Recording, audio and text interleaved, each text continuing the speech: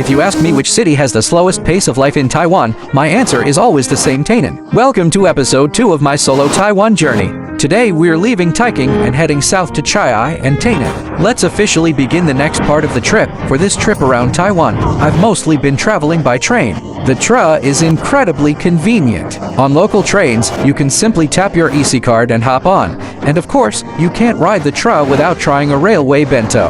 I chose the pork chop lunchbox. One thing I really like is that station prices are the same as outside, no tourist markup.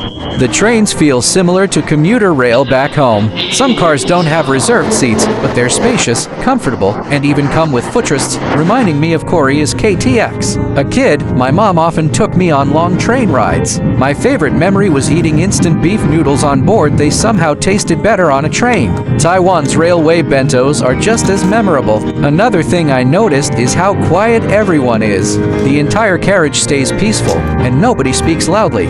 Honestly, even the standard seats are comfortable enough for a trip around the island. Later in the journey, there's a beautiful section where the railway runs right along the ocean.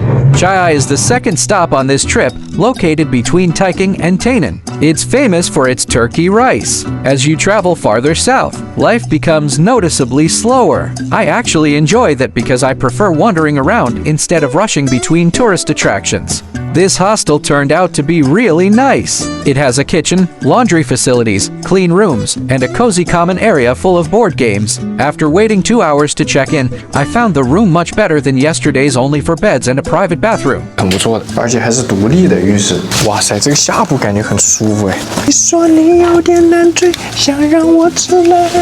咱们先给它小小的布置一下。Later. The whole street smells like freshly cooked chicken. One thing I love about Taiwan is that you can enjoy authentic local food for a very affordable price. These neighborhood restaurants are the kind of places you could eat at every day. We changed today's plan and came to try the famous fish casserole instead. The tofu pudding has a rich soybean flavor and melts in your mouth. The fish casserole has a delicious satay aroma. Personally, I liked it even more than the turkey rice. For the price, it's definitely worth trying if you visit Chiayi. Even though Chiayi is a small city, it feels incredibly livable. The atmosphere is relaxed, everyone seems familiar with each other, and everyday life feels simple and comfortable.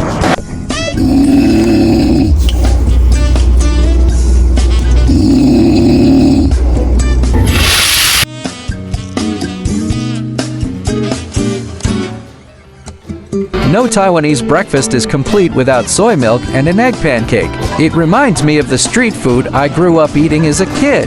Pairing an egg pancake with unsweetened soy milk is the perfect way to start the day. In Taiwan, if a restaurant is packed with locals, it's usually a safe bet. It was unbelievably hot today. While paying for breakfast, I realized I didn't have enough cash.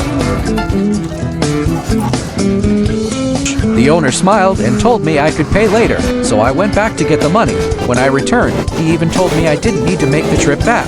People here have this warm, neighborly kindness that makes you feel welcome immediately. Moments like this make me love Taiwan even more.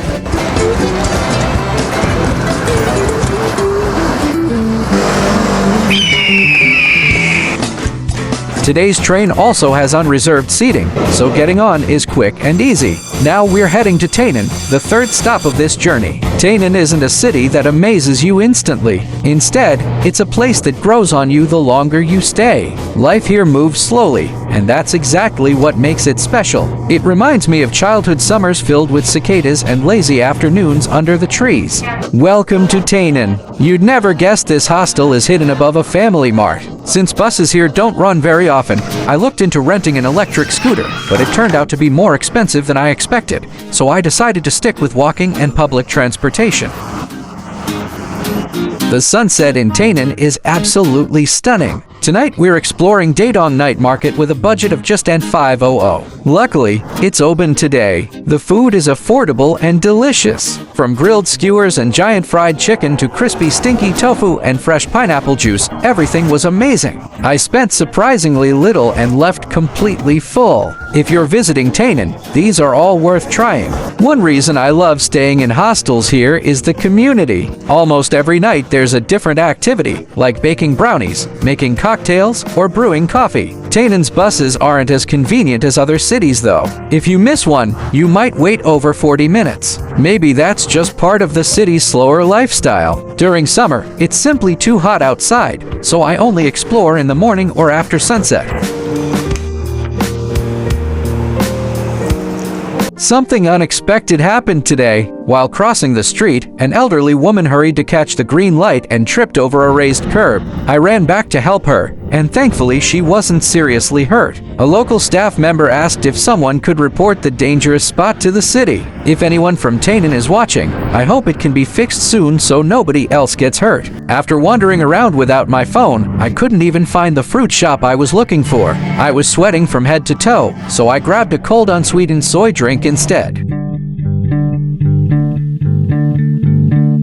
I finally rented an electric scooter, and exploring Tainan instantly became much easier. I also tried the famous beef soup, one of the city's signature dishes. The broth is incredibly fresh, and it even comes with unlimited braised pork rice. One thing that amazed me throughout this trip is that every city has its own unique food culture. I haven't repeated a single meal so far.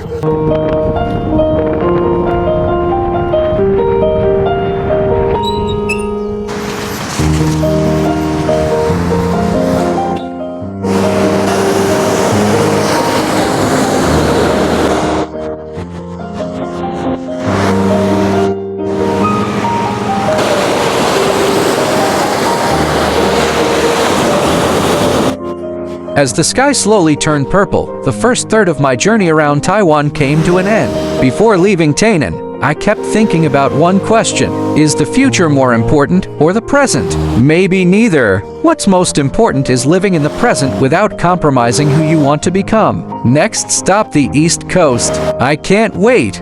I am Zan. See you next time.